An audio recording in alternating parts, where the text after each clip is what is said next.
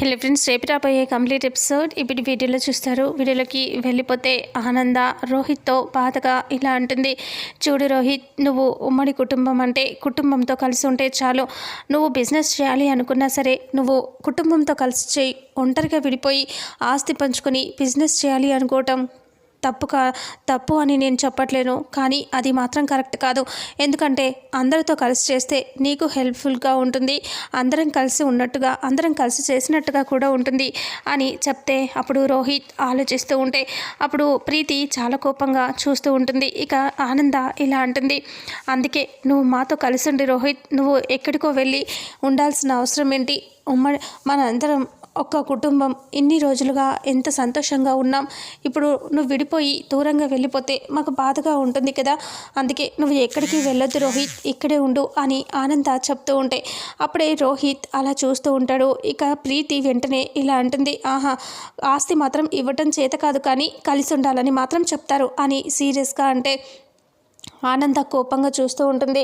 ఇంకా ఇలాంటి మాటలు చెప్పడానికి ఎవరికైనా బాగానే ఉంటుంది, ఆస్తి ఇచ్చి చూస్తే కదా తెలిసేది.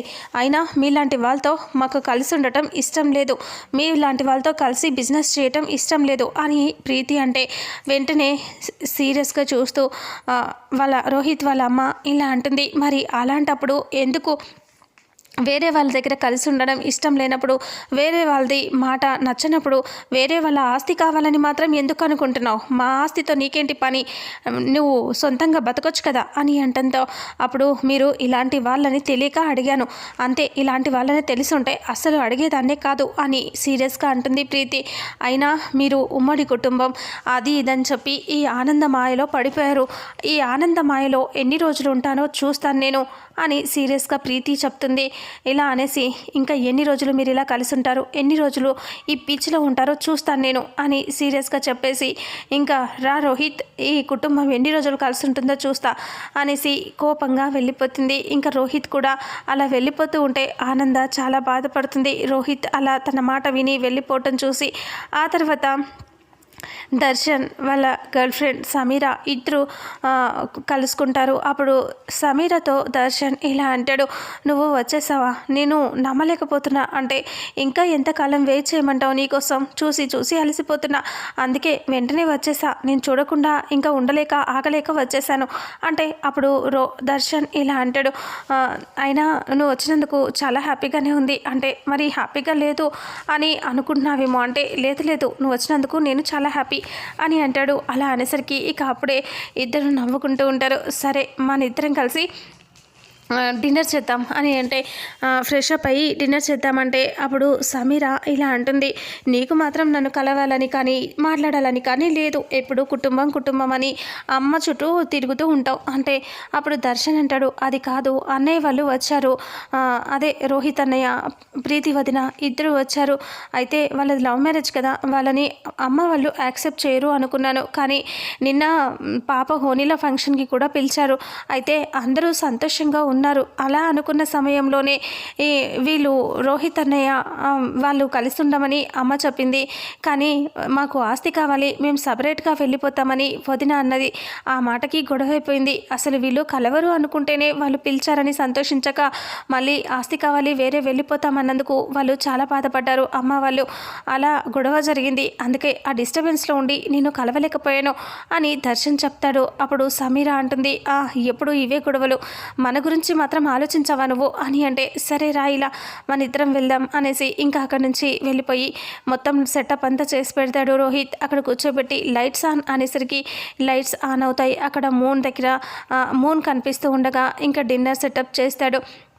అక్కడ వాళ్ళిద్దరూ పార్టీ చేసుకుంటూ ఉంటారు. మళ్ళీ అలా తింటూ హ్యాపీగా ఉంటారు కదా. ఇక దర్శన్ ఇలా అంటాడు, మళ్ళీ ఎప్పుడు రిటర్న్ అంటే ఏంటి, నేను వెళ్ళిపోవాలనుందా నీకు అని అంటూ సమీర అంటే అదేంటి, నేను అలా అనలేదు, అంటే మళ్ళీ ఎప్పుడు వెళ్ళి వస్తున్నావు అని అన్నాను అంతే. అంటే లేదు, నువ్వు అలా అన్నట్టుగా లేదు, నువ్వు వెళ్ళిపోవాలి అని చెప్పినట్టుగా ఉంది నాకు అని అంటే లేదు, నువ్వు అలా ఆలోచించొద్దు అని అంటూ దర్శన్ అంటాడు.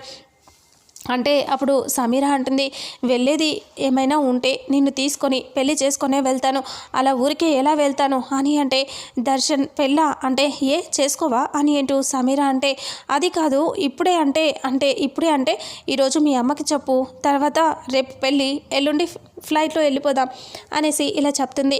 దర్శన్ ఒక్కసారిగా షాక్ అయిపోతాడు. ఇంత సడన్గా పెళ్ళంటే ఒప్పుకోరేమో, అంటే ఒప్పించాలి ఈరోజే మీ అమ్మతో చెప్పి ఒప్పించాలి, ఇంకా నేను వెయిట్ చేయలేను అని అంటూ సమీర అంటే, దర్శన్ ఆలోచిస్తూ ఉంటాడు. సరే పార్టీ ఎంజాయ్ చేయి అని అంటూ ఇంకా అలా చూస్తూ ఆలోచిస్తూ ఉంటాడు. ఆ తర్వాత లేచి డాన్స్ వేస్తారు. అప్పుడు దర్శన్ ఆలోచిస్తూ ఉంటాడు, అన్నయ్యకి విషయంలోనే ఇంత పెద్ద గొడవ జరిగింది, ఇప్పుడు తినే విషయంలో ఇంట్లో వాళ్ళు ఏమంటారో, ఏం జరుగుతుందో అని కంగారు పడుతూ ఆలోచిస్తూ ఉంటాడు రోహిత్. అలా ఆలోచిస్తూ బాధపడుతూ ఉంటాడు. ఇక దర్శన్ ఆలోచిస్తూ బాధపడుతూ ఉంటాడు. ఆ తర్వాత రోహిత్ ఇంట్లోకి వచ్చి హెడేక్గా ఉందని చెప్పి ప్రీతితో ఇలా అంటాడు, ప్రీతి కొంచెం నాకు కాఫీ టీ ఏదైనా వాటర్ ఏమన్నా ఇవ్వు అని అంటే, అప్పుడు చాలా సీరియస్గా అక్కడే ఫ్రిడ్జ్లో ఉన్నాయి వాటర్, తీసుకొని తాగొచ్చు కదా అని రోహిత్తో సీరియస్గా అంటుంది. అప్పుడు రోహిత్ అలా చూస్తూ, అదేంటి ఎక్కడికి వెళ్తున్నావు అని అంటాడు. నేను డ్రెస్ చూసి, ఇంకెక్కడికి, షూటింగ్కి వెళ్తున్నాను అని సీరియస్గా అంటుంది. షూటింగ్కా? ఇప్పుడు షూటింగ్కి ఎందుకు అంటే, ఎందుకు అంటావేంటి, వెళ్ళాలి కదా అని కోపంగా అంటుంది. మీ వాళ్ళు ఆస్తి ఇస్తారేమో, మేమైనా బిజినెస్ చేద్దాం అనుకున్నాం, కానీ వాళ్ళు చిల్లి గవ్వ కూడా ఇవ్వట్లేదు, మళ్ళీ షూటింగ్స్ చేసుకోకుండా ఎలా బతుకుతాం, ఇప్పుడు నాకు దిక్కు అదే కదా, వచ్చిన పని చేసుకోవాలి కదా అని ప్రీతి సీరియస్గా అంటుంది. రోహిత్ అలా చూస్తూ, అయినా ఇప్పుడుకిప్పుడు ఇది చేయటం అవసరమా అంటే, అవసరమే, ఈ ఉద్యోగం చేయకపోతే నష్టపోయేది మనమే, త్వరలోనే మంచి బిజినెస్ ఒకటి స్టార్ట్ చేద్దాం అంటే, మన దగ్గర డబ్బు లేదు కదా, ఎలా స్టార్ట్ చేస్తామంటే, అసలు నీ వల్లే ఇదంతా జరిగింది, నువ్వు గట్టిగా అక్కడ మాట్లాడు ఉంటే ఆస్తి మనకి వచ్చేది, మన వాటా మనకి ఇచ్చేవాళ్ళు, అని నీ వల్లే దక్కలేదు అంటే, లేదు నేనేం చేశాను, నేను మాట్లాడాను కదా అని రోహిత్ అంటే, మాట్లాడావు, భలే మాట్లాడావు, అసలు ఏం మాట్లాడావు నువ్వు అని సీరియస్ అవుతుంది. మనం కూడా వెంటనే బిజినెస్ స్టార్ట్ చేద్దాం, నువ్వు హెల్ప్ చేయి, నేను కష్టపడతాను, ఇద్దరం కలిసి పెద్ద షాప్ పెడదామంటే, అప్పుడు అదేంటి మా పిన్ని వాళ్ళు చేస్తున్నారు కదా అదే అని రోహిత్ అంటే, మీ పిన్ని ఒక్కతే ఆ బిజినెస్ చేయాలా, ఇంకెవరు చీరలు అమ్మకూడదా, ఇంకెవరు శారీస్ బిజినెస్ చేయకూడదా అని గట్టిగా అరుస్తుంది ప్రీతి.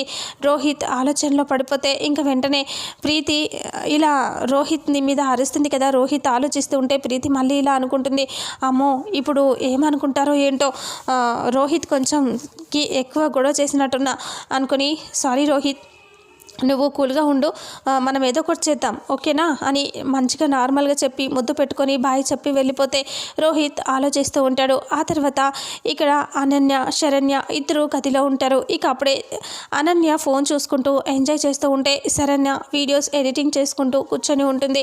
అప్పుడు బయటికి ఫోన్ రావడంతో బయటికి వచ్చేసి, వచ్చావా అని అంటూ బయటికి వస్తుంది.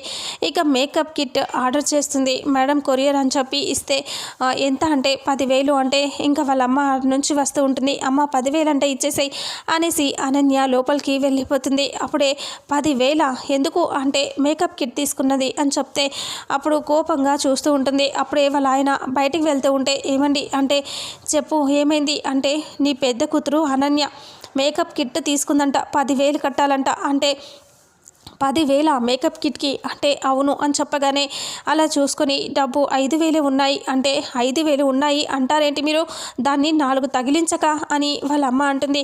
సరే నేను ఇప్పుడే వెళ్ళి దానికి అది రిటర్న్ ఇచ్చేయమని చెప్తాను అంటే, అప్పుడే అనన్య వాళ్ళ నాన్న ఇలా అంటాడు, వద్దే అది బాధపడుతుందేమో అని అంటే, బాధపడడం ఏంటి, బాధ్యత తెలియాలి, ఈ టైంలో బాధ్యత తెలియకుండా ఇలా బాధ్యతాయుతంగా పాటిస్తే ఏంటి చెప్పు, తనకి ఏం భయం లేకుండా పోతుంది అని తిడుతూ ఉంటే, పోనీ లేవే అదేం అడిగిందని అని అంటూ వాళ్ళు మాట్లాడుకుంటూ ఉంటే, ఆ డబ్బులే లేవు మీ దగ్గర, మీ ఖర్చులకు పెట్టుకున్నవి అలా లేకుండా ఉంటే ఎలాగండి అని అంటూ ఉంటే, శరణ్య బయటికి వచ్చి ఫోనా స్కానా అని చెప్పి అడుగుతుంది. స్కాన్ చేయండి మేడం అంటే స్కాన్ చేసి డబ్బులు ఇస్తుంది.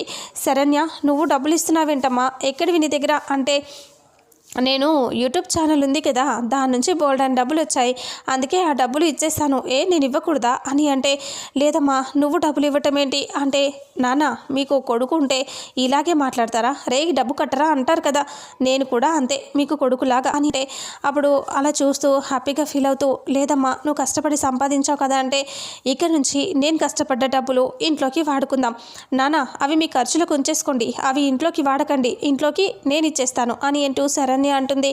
అప్పుడు వాళ్ళ అమ్మ నాన్న నవ్వుతూ ఉంటారు. ఇక వాళ్ళు హ్యాపీగా ఫీల్ అవుతారు కొడుకులాగా తను బిహేవ్ చేస్తే. ఇంకా లోపలికి వెళ్తే అనన్య మొత్తం వీడియోస్ చూస్తూ ఉంటుంది. ఇంకా వీళ్ళవి ఆనంద వాళ్ళవి చూస్తూ అబ్బబ్బా ఎంత బాగున్నాయో అని చూస్తూ ఉంటే శరణ్య అంటుంది, ఎన్నిసార్లు చూస్తావా కదా వీడియోస్లో ఏముంది అని అంటే, చూసావా వాళ్ళు వేసుకున్న నగలు చీరలు ఎంత గొప్పగా ఉన్నాయో, జస్ట్ ఫంక్షనే ఇంత దగ్గరగా చేశారు అంటే పెళ్ళైతే ఇంకెంత బాగా చేస్తారో అని అంటూ వాళ్ళ దగ్గర ఆస్తి ఇదంతా చూసి అలా చూస్తున్నాను అంటే, అక్క ఏదైనా సరే జస్ట్ చూసి వదిలేసాలి అంతే, మనకి ఉన్నంతలో ఆనందంగా ఉండటానికి చూడాలి, అంతేకాని లేని దాని గురించి ఆశపడాలి. ఏం అంటావు, అలా ఆశపడను, అంతలో నడుచుకొని అడ్జస్ట్ అవ్వను, నాకు బాగుండాలి, రిచ్గా నేను ఎలా అనుకుంటే అలా ఉండాలి అంటే, అక్క నువ్వు ఇలా మాట్లాడితే ఎలా అక్క, చూడు ఇప్పుడు ఉన్న దాంట్లోనే సంతృప్తి చెందాలి కానీ లేని దానికోసం గొడవ ఎందుకు అని అంటూ ఇలా ఇద్దరు మాట్లాడుకుంటూ ఇంకా చిన్నగా జోక్గా ఒకరి వెంట ఒకరు పడి గొడవ పడుతూ ఇంకా పరుగులు తీస్తారు. ఇక వాళ్ళలా హ్యాపీగా ఆలోచిస్తూ ఉంటారు. ఇక ఇక్కడేమో దర్శన్ వాళ్ళ అమ్మతో ఈ పెళ్లి విషయం ఎలా చెప్పాలి అనేసి బాధపడుతూ ఆలోచిస్తూ ఉంటాడు. తనతో సమీరతో డాన్స్ వేసుకుంటూ ఆలోచిస్తూ ఉంటాడు. ఇక ఇంతటితో రేపు రాబోయే ఎపిసోడ్ ఎండ్ అవుతుంది. మరుసటి ఎపిసోడ్లో ఏం జరుగుతుందో తెలుసుకుందాం.